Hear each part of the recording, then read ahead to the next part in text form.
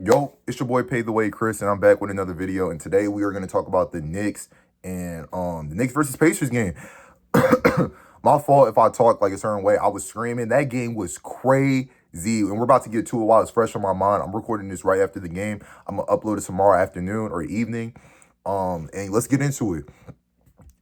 This Pacers, I said I had the Pacers winning the series. If you check one of my shorts in my previews, I did have them winning the series. And let's talk about it. I jotted down some notes during the game about some positives and negatives, and then we're going to talk about the main point. Actually, let's talk about the main point, and then let's get to the positives and negatives real quick.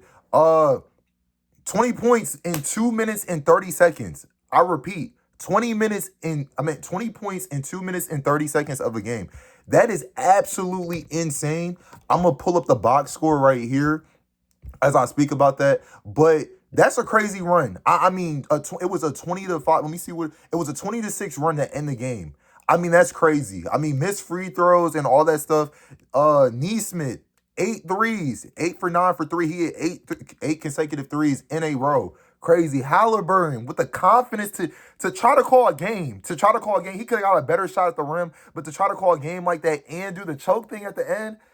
Hey, I did say the Pacers weren't going to win a championship this year. I'm going to be honest. I did not believe in the Pacers, but personally now, honestly, I said, oh yeah, I've never seen a team win a championship without a superstar, or it hasn't happened like in the last 20 years or something.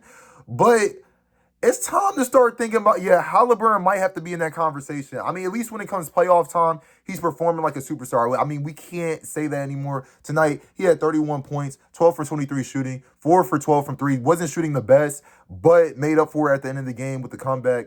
Aaron Neesmith, 30 points, 8 for 9 for 3, 9 for 13 from the field goal percentage. Amazing. The run at the game, and just to close it out, I mean, it was just, if you thought the Knicks were going to win after they said they was going to OT, I mean, you're crazy, because all that momentum, I mean, the game was pretty much just over at that point. It was pretty much over at that point. And yeah, since we got the good part out the way, let's talk about some positives and negatives. We're gonna go with the positives with New York first. In the first quarter with New York, a positive, Mitchell Robinson's rebound. I call it the double E. Energy and effort. He was showing a lot of the double E's today. Energy and effort, grabbing rebounds, just hustling, playing amazing defense. They ended the first quarter with a 14-5 run. It was a really, like, you know what I'm saying? They really took control because the Pacers started off the game super hot, shooting good. We're going to get into the Pacers positives later after we're done with New York. But that was a good positive for them. They ended out the quarter with a good run. Starting off the game slow because it looked like the Pacers were about to just take over because they were shooting perfect.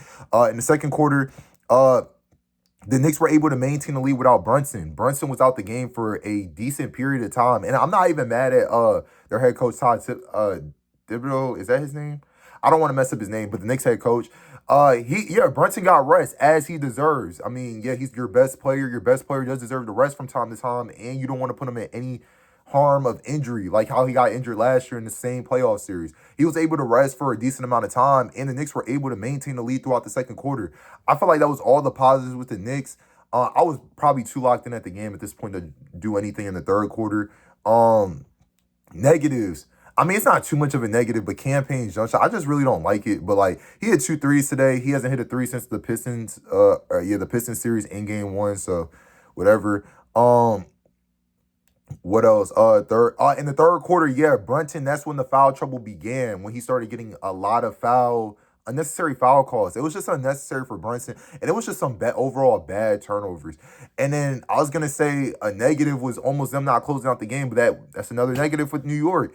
New York was unable to close out the game today. The full court press and all that, and I'm starting to understand it. It is a lot of pressure, but what I don't understand with New York is the Pacers were doing this earlier on in the game where they were full court pressing y'all, like all the way up court and trying to get other people the ball, and y'all were able to inbound the ball consistently. But when it came down to crunch time, it was just harder to get the ball in, and we're making silly plays. Like even in the fourth quarter when before the Halliburton shot and stuff, I think Brunson got double teamed and he's throwing the ball down in between the two players and the ball's just coming up free loose. I wanted the Pacers to get a foul very early, like Neesmith kind of got me upset with that because I wanted him to foul Brunson before the ball even got in so they could get the full 10 seconds and just not give him the ball. So the foul, I don't know, let Brunson shoot the free throws, but it ended up working up because OG missed the free throws. And I called that too, by the way. I was like, I knew Cat was going to miss one and I knew OG was going to miss one. And both ended up actually happening. So and I guess it made sense in Neesmith's situation because basically, if they foul Brunson, he makes two of those free throws,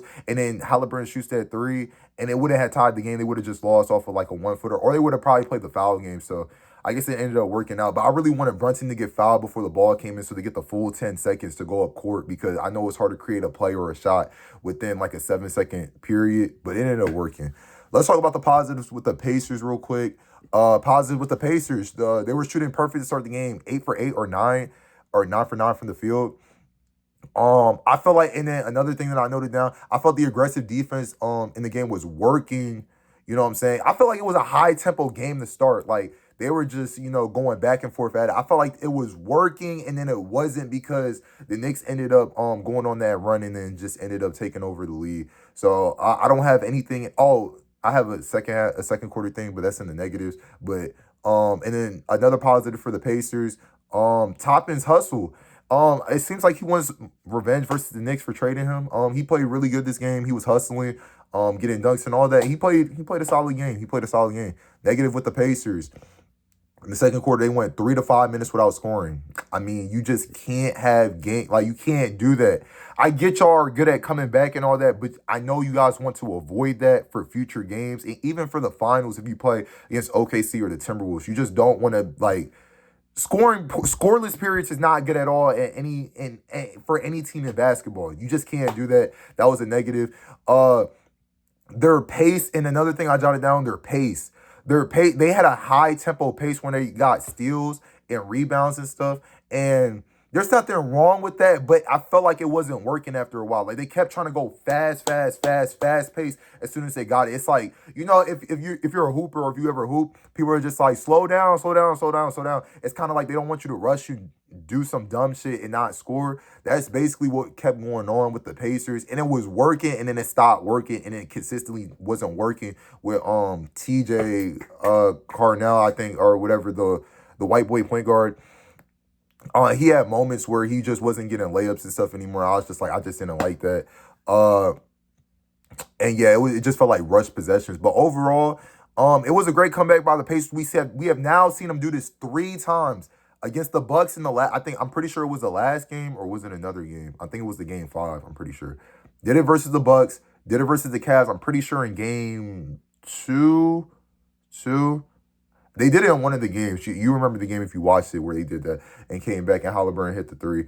And just overall good team win. With the Knicks, I mean, you just got to close the game out. I mean, you can't expect your players to play better. I know people are going to get mad at the head coach or get mad at Brunson for being in foul trouble, but to be honest, they didn't even need Brunson. I mean, Brunson can't really do too much more. He dropped 43 points.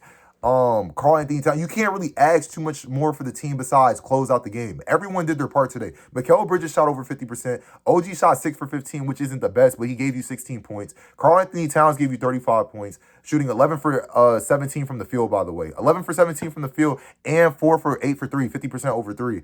Jalen Brunson, great game besides the 3-point shot attempts, but he still gave you 43 points.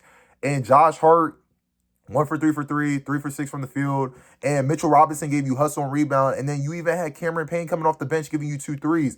Your team at this point can't give you too much more on the offensive production. You just have to close out that game and can't allow Neesmith to just hit threes like that. And then on top of that, you can't be missing critical free throws like that. That's just too costly in a game like this. Shooting they shot 70% from the free throw. And another thing I'm marked down that I forgot to mention, I just didn't like the foul calls throughout the game. I just felt like it was too many unnecessary foul calls throughout the game that was just being called. And they had 40 free throw attempts. 40 free throw attempts, which is outrageous. And they only made 28 of them.